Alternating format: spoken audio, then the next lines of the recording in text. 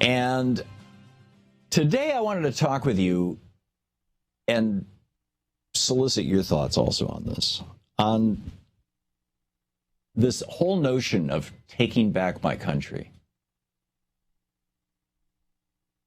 It's predicated on certain assumptions, like that there was something there that there's a, well, what is it that we're trying to take back?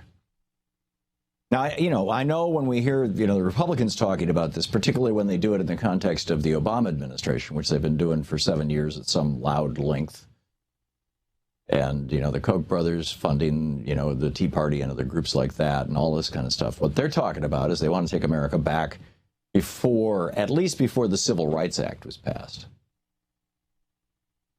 I mean, it's fairly obvious. All the red states, refusing to expand Medicaid. 33 states now have voter suppression laws in place that were not there. Literally were not there in 2006. Only to benefit Republican candidates because they're suppressing the vote of people of color, by and large, young people and older people who might vote for Democrats. Oh, my God. But I think we've got a deeper problem. Last night on my TV show, I had Patty Lavera on. She's I think the assistant director of Food and Water Watch. And she's a regular on our TV show. And what she was on about last night was how the National Academy of Sciences has a division called the National Research Council. And the National Research Council just published a paper saying that there's nothing to worry about with genetically modified organisms, GMOs. They gave some passing reference to the problem of superweeds from GMOs that were, engineered so that you could use large amounts of herbicides, basically the Roundup Ready crops, and said, this is something we need to look at. But basically, as far as human health goes, there's no problem. And I'm thinking the National Research Council, this was created by Congress. It's part of the National Academy of Sciences. It was created by Congress. And they're saying, you don't have to worry? And so I got Patty on and said, what's going on? And she's like, well, it turns out that a bunch of the people who work for the National Research Council are actually kind of old hands with the Monsanto industry, as it were. And the research that this group cited was research that was provided by the industry in many cases. And I'm like, why would they do that? And she's like, well, because they get a lot of their funding from Monsanto and companies like them. Wait a minute. A federal agency is getting their funding from private corporations? Yes. Both the National Research Council and the National Academy of Sciences are getting more and more of their money from industry. And surprise, surprise, they're starting to come out with more and more industry-friendly publications. This is the tip of the iceberg of this insane level of corruption that has permeated let's call it the American system now. This would not be tolerated in the Northern European countries anyway. It would, and it shouldn't be tolerated here. And it wouldn't have been tolerated here to a large extent before the 1980s, before Reagan. I know I so often go back to that, but it really was a turning point. The Reagan Revolution really was a turning point for this country. And, the whole starve the beast thing, it's been going on for 34 years. It's like, why is the National Academy of Science, the National Research Council, having to go to industry hat in hand and say, please give us money? Because Congress is cutting back their funding. Why is Congress cutting back their funding? Because Republicans don't like real science. They want the corporations to run these things. Why do Republicans do that? Is it because they're awful, evil people? No, it's because it's because if these guys want to keep their jobs in Congress, they've got to dance to the tune of the corporations who are funding their campaigns.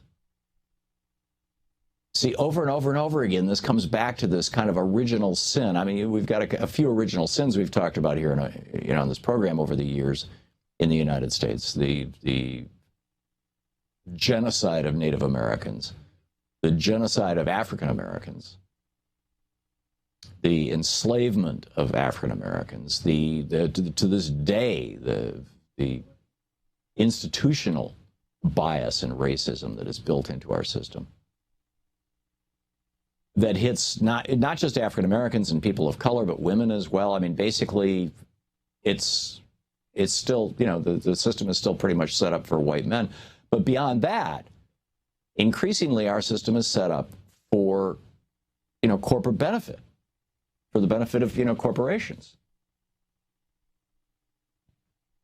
I just retweeted an article. I should have printed it out at the same time. About that I saw in. Let me see if I still have it up. No, I don't. That the Los Angeles Times and the Chicago Tribune, the company that owns these newspapers, is outsourcing their IT workers to India. Do you think you're going to read about outsourcing in the Chicago Tribune and the LA Times? You know, it's like, and this is the corruption of our media, arguably. And the rationale, you know, so often is well, you know, we're a center-right country. People want free enterprise. That's economic freedom, don't you know?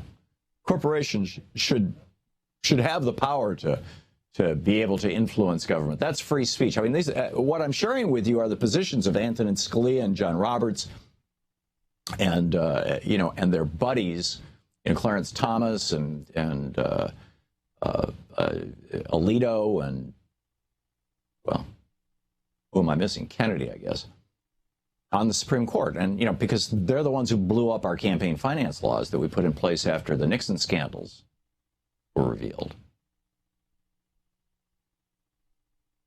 But the reality is that it's all based on a lie. We are not a center-right country or even a right-wing country.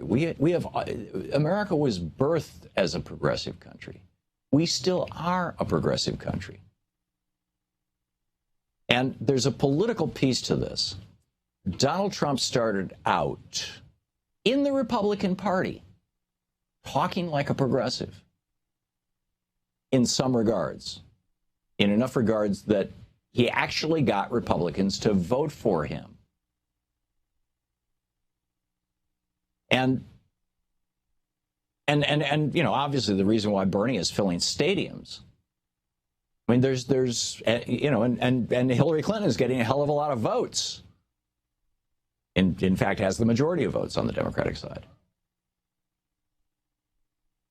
And yes, Hillary is a progressive and has, I think, had in the Senate the 7th most progressive voting record. And, you know, the net of all this, and now, of course, Trump is going to move to the right, but he's going to continue to try to fool people that he's progressive. I mean, civil rights, Social Security, Medicare, public schools, public hospitals, safety of food and medicine, which protects us from the corporate. These are all progressive ideas. Unions, parks, common areas, minimum wage. I mean, the list goes on and on and on. But we're being sold this bill of goods. And this is, you know, I started this whole thing out this morning with a tweet pointing out that USA Today has an article today that, you know, Trump is pulling ahead of Clinton in the polls. Well, you know, it's at this point in time, it's all nonsense. But the point is that the media is constantly treating this stuff like it's a horse race or a beauty pageant or something like that, when in fact we should be talking about the damn issues.